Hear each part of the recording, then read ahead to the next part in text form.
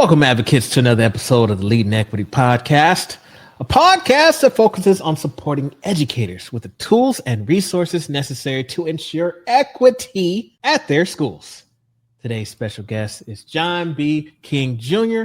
So without further ado, John, thank you so much for joining us today. Thanks for the opportunity to join you. Pleasure is mine. I'm excited about today's conversation. We're going to be kind of talking about the state of education, especially in the United States as well. But before we get into that, John, I'd love for you to share a little bit about yourself and what you currently do. Sure. So currently I'm the Chancellor of the State University of New York. We've got 64 institutions across the state, serving about 1.3 million students a year. Prior to that, I was running the Education Trust, a national civil rights organization focused on education. And prior to that, I was United States Secretary of Education for President Obama. But I've really spent my whole career in education. Started out as a teacher, a principal, running a network of schools. I was Commissioner of Education for New York State.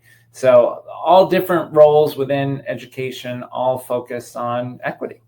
I love this. And you're also an author. Tell us a little bit about your book. Yes, my book comes out on April 29th, Teacher by Teacher, The People Who Change Our Lives. The book is really a memoir and a love letter to teachers. I mean, I describe the teachers who saved my life as a kid when I was growing up. Both my parents passed away when I was little, my mom when I was 8, my dad when I was 12. In the period when it was just my dad and me, my dad was struggling with Alzheimer's. Home was incredibly difficult, unstable, scary a lot of the time.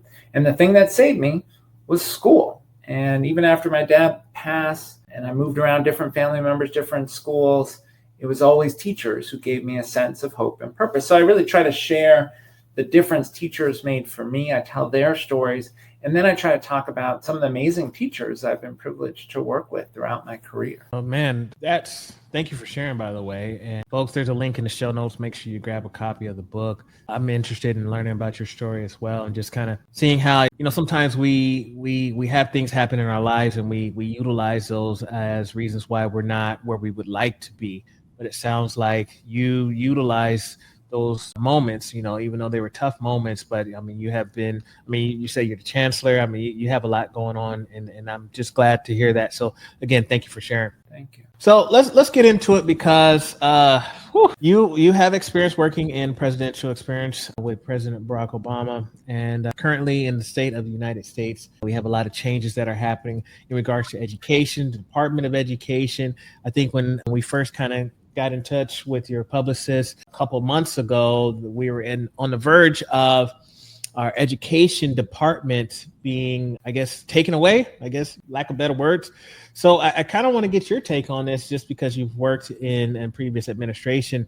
What is getting rid of the Department of Education? What does that mean when it comes to equity in education? Yeah, it's outrageous and heartbreaking what the administration is trying to do. They can't dismantle the department without Congress. And so I'm still hopeful that in the end, Congress, members on both sides of the aisle, will be so committed to the idea that education is a national imperative that they will reject this approach from the administration. But they've already purged a lot of people from the department, career dedicated civil servants.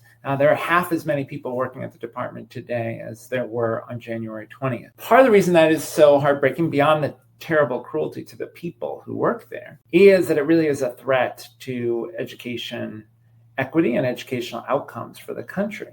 Department essentially does 4 things. 1, sends money to school districts to help students who are the most vulnerable. The Title I program that sends funding to schools serving low-income students, the Individuals with Disabilities Education Act funding that goes to provide services for students with disabilities, Title III that provides funding for English learners. All of that could be under threat. The second major thing the department does, the department manages the federal student loan portfolio and delivers the Pell Grant program, which makes it possible for low and middle income students to access higher education. That too is under threat, not only because they may cut the funding, but also because the mechanics of that effort are so important. If the free application for federal student aid, the FAFSA, goes down, it's impossible for people to access not only federal, but often state financial aid as well. So I'm very worried about that. Third thing the department does is civil rights enforcement. The Office for Civil Rights is the place you go if you've experienced discrimination on the basis of race, sex, religion. And last year, there were over 20,000 complaints to the Office for Civil Rights, many of them from parents of children with disabilities who weren't getting the services they're entitled to. They've laid off a lot of the people who work at OCR. And so it's an open question. What will happen? How will people's rights be protected? And then the fourth thing, and this is less talked about, but really important, the National Assessment of Educational Progress. The department provides data on how we're doing so that we can find places that are doing well and lift them up, but also so that we can identify places where we're falling short. Without that data and research infrastructure, we'll be flying blind. In all four of these areas, there are fewer people doing the work now than there were before. And I'm very worried that we will see continued efforts to undermine these vital roles of the education department. I'm not trying to scare folks, but you got me a little shook right there because, I'll be honest, I'm one of those people, like I keep up with a lot of headlines and I'll read a lot of captions. I currently don't have cable or anything. So I don't just always watch the news. I'll see stuff from social media. And so I was kind of unclear as far as what does all of this mean? And I think you did a great job with explaining what would happen. Now, I did like that you started the conversation saying, I'm hopeful because at the end of the day, Congress has to approve this. There's the checks and balances and everything like that. So that makes sense. What are you hearing as far as maybe on the Congress side of things? Do you feel like how confident do you feel in this not happening at all? I think it is very likely that there will still be an education department at the end of the day, that Congress is going to reject the effort to eliminate the department. But budget cuts, the undermining of these programs, I'm very worried. Look, members of Congress on both sides of the aisle will say to you in the office, the privacy of their office, of course, I'm for the Pell Grant program. Of course, I support Title I. Of course, we need to enforce the rights of students with disabilities through the Office for Civil Rights. But will they vote that way in public, right? Will they have the courage to stand up to the administration? That is less clear. And that's part of the work we all have to do, right? We have to keep reminding members of Congress, again, Democrats and Republicans, why is Title I so important? Why is it so important that the federal government have a role protecting students' civil rights? So you can't just say, well, we're going to leave it up to the states and districts to do right by students.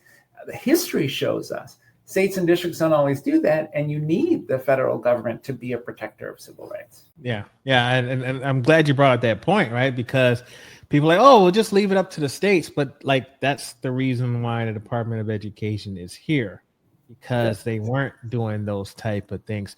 Do you see this as maybe we're going backwards in that case then? I do worry about that. Look, I always point folks to the famous Norman Rockwell painting of Ruby Bridges, right? Ruby Bridges integrating a school in New Orleans. And of course, when you imagine that picture in your mind's eye, you see Ruby Bridges at the center. But around her are U.S. Marshals. Why U.S. Marshals? Because New Orleans and Louisiana did not want to protect her constitutional right. They did not want to allow her into that school. And so you needed the federal government. And so I do worry that this is part of a broader effort to undo the achievements of the civil rights era. And you see it not just in education, but you see this across federal agencies, this effort to take away the federal civil rights role, which I think is very dangerous. And it's not just dangerous for people of color, it's ultimately dangerous for everybody, because civil rights are for everybody. That's about ensuring that we deliver on the promise of the American Constitution. So help me understand, why are they trying to dismantle the Department of Education? Is there a financial gain? I mean, what is the benefit? I think it's part philosophical and part tactical. The philosophical part, I think, is a real skepticism about the federal government, about public institutions. And that is certainly intensified on the right. And it's a departure truly from the history of the Republican Party. If you think about George W. Bush, he made education a top priority for his administration. You might disagree with some of the policies, but for him, he thought the federal government needed to lead on improving educational outcomes. So this is a departure from the history of the Republican Party, but now you have this orientation towards government is by definition bad. I think that's the philosophical piece. The tactical piece is that I think there is an effort in many red states to shift to vouchers, to take money out of the public schools and send it to private schools. And I'm not talking about little money, where billions of dollars that are now being transferred from public education to private schools in ways that I think are equity undermining. But it is a philosophical view. And, Betsy DeVos, who was Secretary of Education during Trump's first term, she's given a tremendous amount of money to advocacy organizations trying to get more voucher programs. And I think that's part of the agenda here. Okay. So there's an agenda. I mean, there's always usually an agenda for things, but that makes a lot of sense. And again, I appreciate you for breaking a lot of this down, because again, you're educating me as well. One of the other things that we see in regards to not just the state of education, and maybe on a more broader scale, is just diversity, equity, and inclusion efforts. So, we see a lot of companies, for example, Target and other companies that say, we're going to reduce our efforts to do DEI type of efforts. And I try not to say DEI these days now, because of it's just there's a lot there. So I do try to say diversity, equity, and inclusion. Do you feel like all of this is all related? I'm worried this is part of the broader effort to take us backwards on the progress of the civil rights era. And it's this anti-DEI campaign is counter to American values. The country was built on diversity. Equity and inclusion are the goal of our civil rights laws. When you look at the 14th Amendment, it promises equal protection under the law. That's about equity and inclusion. So this is really a departure, I think, from our Constitution and our laws. It's a very dangerous effort to misrepresent our history. When you see schools taking down Harriet Tubman posters, you see them taking books about slavery or the civil rights movement out of the library. That is very dangerous to the health of our democracy. If students don't have an appreciation for the fact that our history is both about progress and struggle and shortcomings, right? We have to be honest about that. And I'm worried that this is an effort to ensure that the next generation of students are unaware of those things. I also think this banner of anti-DEI is being used to try to undo programs and initiatives that have actually helped us make progress towards equity. And again, to me, that's counter to the interests of the country. If you are interested in the economic success of the United States and the national security of the United States, we need everybody on the field. We can't afford to have people left on the sidelines, and dismantling important efforts to expand the circle of opportunity risks trapping people on the sidelines. All right, man. Listen, I know you and I could spend all day talking about what's happening, and let's shift gears, because what can we do? All right. So my audience, educators, professors, teachers, students, we're all in the education field. Maybe even there's some parents and community members that are listening to this as well. And so now we're amped up. What should we do as we're seeing these things taking place? I know there's only so much that we can do in some sense, but then what are your suggestions as far as some strategies going forward? In terms of the broader political context, I think we all have to speak up for public schools. We have to tell the story of the role that public education plays in the success of our employers, in the success of our communities. We have to tell the story of how higher education is making it possible for people to have social mobility. But I would go beyond the sort of the political stuff we could do to say that each of us has to figure out what can we do in our own lives to keep advancing the values we believe in, like equity. What am I doing in my school? Am I participating in my local school board elections? Am I mentoring a young person who might need support, and how am I living my values? Got you. Okay.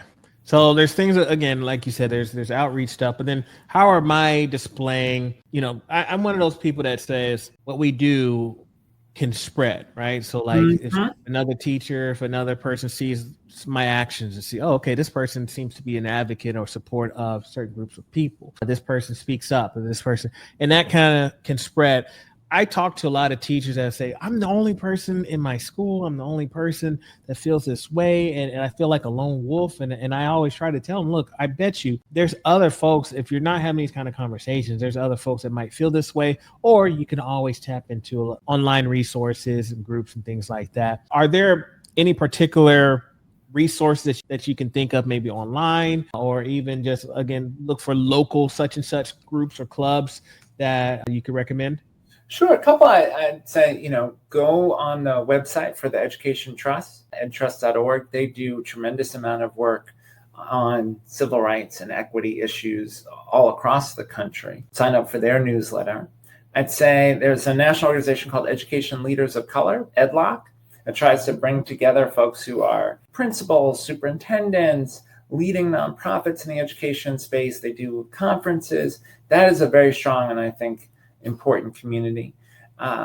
There's a former school principal in Philadelphia, Sharif El-Mekki, who organizes, Sharif, right? Yeah. An incredible Black male educator thing each year, so inspiring. So trying to find those people who are doing the work to advance equity is really important. But I would also say, create your own thing. If you know 5 teachers who are passionate about these issues, start a book club. Figure out what you want to read together, have conversations, figure out projects that you can take on. We need to have a grassroots movement to keep pushing equity forward. The federal government isn't helping us right now, but we have to keep the momentum. Yeah, keep the momentum. I love that. And here's the thing. Let's just say if we're going to look 5 years from now and like everything that we kind of just talked about as far as like us putting community into action and doing some things and things were to change around. What are some of your hopes when it comes to education for the future? 2 things I hope we can work on. One is we have a huge crisis of chronic absenteeism in the country. So many students missing so much school. We still have students who are not making it through high school. And we know there's really very little you can do in this economy without a high school diploma. And I think part of the answer is we have to reorient schools to say, we're going to figure out for every kid, what are they passionate about? What are they excited about? What do they care about? So that we can tap into that and help see school as a place they want to be and make it through school and figure out what their aspirations are beyond K-12. So that's a movement. And that's, something I've been thinking about since I was a high school teacher, right? How do we make sure that kids understand the connection between why am I in school and what do I want to do in my life? And we have to tighten that connection. The other thing I would say is we need more folks to get to and through college. Now, that doesn't necessarily mean that everybody needs a 4-year bachelor's degree. For some people, it might be a 2-year associate's degree. For some people, it might even be a 1-year or short-term career credential in an area that will get them to a good job. But, President Obama pointed this out once in one of his State of the Union addresses. We really need everybody to have some kind of post-secondary education. And I really worry when you look at the numbers, we are seeing fewer men, particularly fewer men of color, going to and through higher education. And we've really got to work on that. And my hope is, again, the federal government is going to help us here, but can we create a grassroots movement to get more students to these incredible opportunities, to expose them to what's possible through post-secondary education? There's definitely work to do. And I love the positivity that you have. And I would agree, just not only completing school, but also looking at gainful employment, finding opportunities for higher education. Again, sometimes we push so much, you got to get a 4-year degree, and then people get afraid because kind of tapping into the financial aid and Pell Grant, the loans that might be associated with it. But sometimes it's just a community college 1 year type of thing or certification. Those kind of things are very important. Absolutely. And look, there's a lot of good jobs out there today that are not filled because they can't find someone with the right qualification. So in New York, for example, we're looking at a huge nursing shortage. So we're trying to get more students into our community college nursing programs. 2-year degree that can mean taking your earnings up by tens of thousands of dollars. There are a lot of good jobs in nursing. We're seeing in New York advanced manufacturing renaissance. We've got several semiconductor companies that are building and growing in New York. And you can get a fantastic job at one of those companies with a 1-year career certificate. So we're working with those companies to try to build programs that will create that pipeline for folks. Love it. All right. Well, John, I'll tell you this. I'm looking forward to reading the book. I'm going to grab myself a copy once we finish this interview, because just hearing your story and just kind of giving a layout of what the book is about sounds very intriguing. And folks, there's a link in the show notes. Make sure you grab yourself a copy. But John, I'd love for you to share any final words of advice you want to provide to our listeners out there. Yeah, I would just say, it can feel very dark in this moment, some of the attacks on diversity, equity, inclusion, the attacks on civil rights. But we have to remember that we have been through worse. The most inspiring event I've been to in the last month or so was actually a funeral. It was a funeral for Hazel Dukes, who was the leader of New York State's NAACP for years. She passed away at 92. It was to be a Black woman born in Montgomery, Alabama, 92 years ago.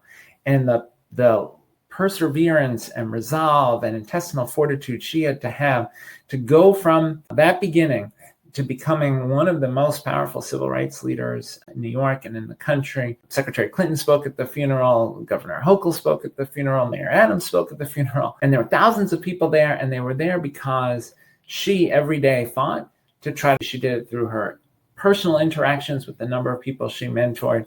And I feel like if she could do that against those odds, we can persevere through this moment. Better preach it, man. Now, okay, I know it's Sunday, man, but you bringing the heat today, so I appreciate you on that. If we have some folks that want to connect with you, what's the best way to reach you online? John B. King, at John B. King on X, johnbkingjr.com is our website. That's also where I list out all the places we're going on the book tour. Okay, sounds good.